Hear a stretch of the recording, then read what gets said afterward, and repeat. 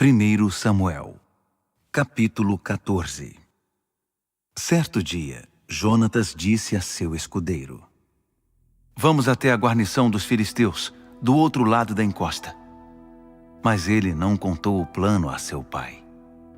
Enquanto isso, Saul continuava acampado debaixo de uma romanceira, na fronteira de Gibeá, em Migron. Havia cerca de 600 homens com ele. Entre eles estava Aias, que carregava o colete sacerdotal. Ele era filho de Aitube, irmão de Icabode, filho de Finéias, neto de Eli, sacerdote do Eterno em Siló. Ninguém sabia que Jonatas tinha se ausentado. A encosta que Jonatas precisava atravessar para chegar à guarnição dos filisteus tinha um penhasco íngreme dos dois lados. Um se chamava Bozés e o outro Sené.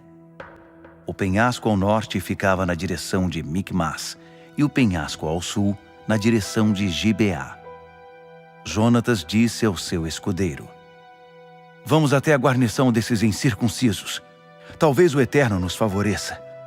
O Eterno não depende de um grande exército para nos livrar. Quando o Eterno resolve salvar, ninguém tem poder para impedi-lo." O escudeiro disse: "Vamos em frente. Faça o que achar melhor. Estou com você."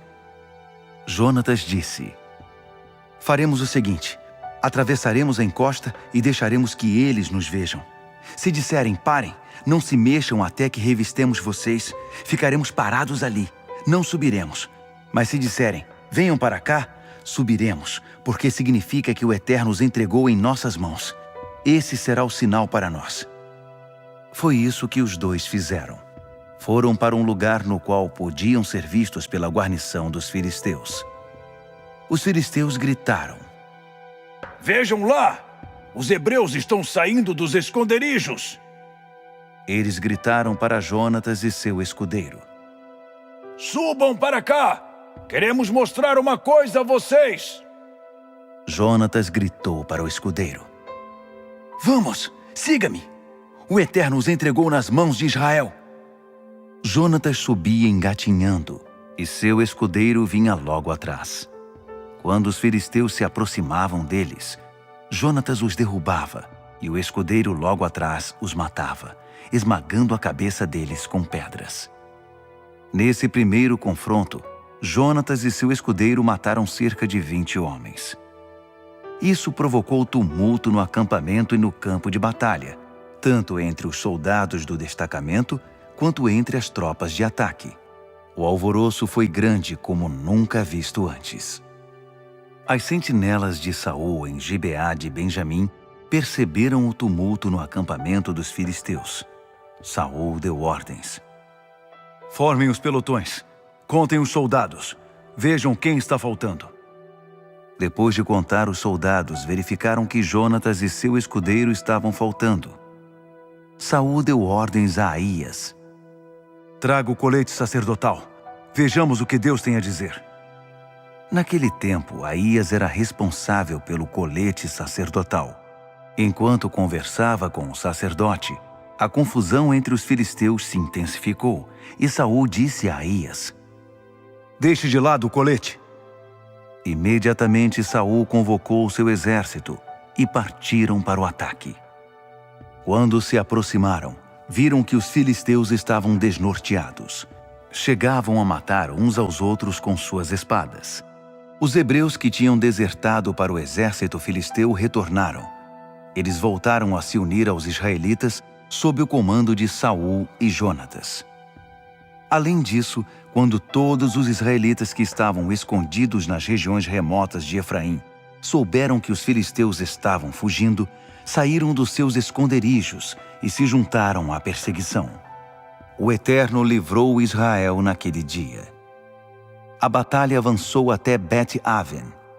Todo o exército seguia a Saul. 10.000 homens valentes. A batalha se espalhou por toda a região das montanhas de Efraim. Saul cometeu uma grande tolice naquele dia. Ele disse a todo o exército: "Maldito aquele que comer qualquer coisa antes do anoitecer, antes de eu me vingar dos meus inimigos." E ninguém comeu nada o dia todo. Havia mel por toda parte, mas ninguém sequer experimentava o mel, pois temiam a maldição. Acontece que Jonatas não sabia do juramento que seu pai tinha imposto ao exército. Assim, de passagem, ele pegou um pouco de mel com a ponta de sua vara e comeu. Seus olhos brilharam revigorados. Um dos soldados o informou. Seu pai impôs um juramento solene a todo o exército. Maldito aquele que comer qualquer coisa antes do anoitecer. É por isso que os soldados estão esgotados. Jonatas retrucou. Meu pai arranjou um problema desnecessário para o povo. Vejam como renovei minhas forças depois que comi o mel. Seria muito melhor se os soldados pudessem ter comido de tudo que tiraram do inimigo. Quem sabe os teríamos derrotado de vez. Naquele dia eles mataram filisteus desde Micmas até Aijalon. Mas os soldados cansaram de lutar e partiram para os despojos. Tomavam tudo que viam: ovelhas, bois, bezerros. Eles os mataram ali mesmo, e assim se entupiram de carne, com sangue e tudo. Alguém avisou Saul. Faça alguma coisa! Os soldados pecaram contra o Eterno. Eles estão comendo carne com sangue. Saul respondeu. Vocês estão agindo errado. Tragam-me uma grande pedra. Ele continuou. Vão para o meio deles e anunciem. Tragam seu boi e sua ovelha para mim e matem-nos aqui da maneira correta. Depois podem comer à vontade. Não pequem contra o Eterno, comendo carne com sangue. Todos obedeceram. Naquela noite, cada soldado trouxe seu animal para ser abatido. Foi assim que Saul edificou um altar ao Eterno, o primeiro altar que ele construiu para Deus. Saul disse: Vamos perseguir os filisteus à noite. Passaremos a noite saqueando e não vamos deixar um único filisteu com vida. As tropas disseram: Parece uma boa ideia! Vamos! Mas o sacerdote os deteve. Vamos descobrir o que Deus pensa sobre o assunto.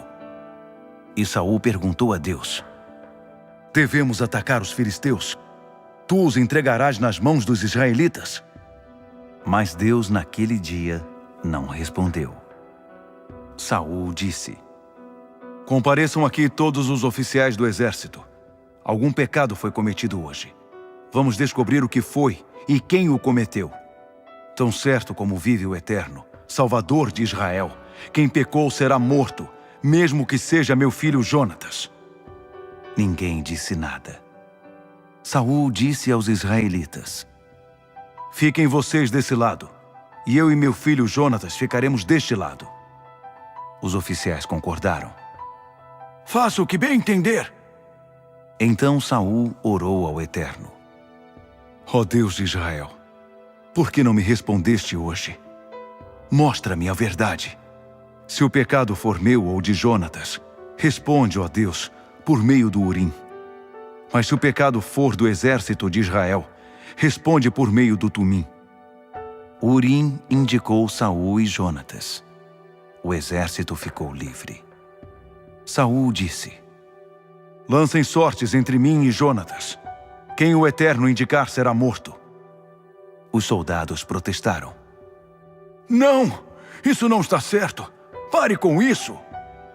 Mas Saul insistiu. Lançaram sortes, e Jonatas foi indicado. Saul interrogou Jonatas. O que você fez? Diga-me. Jonatas respondeu: Experimentei um pouco de mel na ponta da vara que eu carregava, só isso. Mas devo morrer por causa disso? Saul respondeu: Sim, Jonatas, você morrerá. Está em minhas mãos. Não me ponha contra Deus. Mas os soldados não aceitaram aquela decisão. O quê? Jonatas vai morrer? Nunca! Foi ele o responsável por esse maravilhoso livramento. Tão certo como vive o Eterno, nenhum fio de cabelo cairá da sua cabeça. Ele tem agido com o auxílio de Deus o tempo todo. Os soldados protegeram Jonatas, por isso ele não morreu. Saul desistiu de perseguir os filisteus, e eles se dispersaram e voltaram para casa.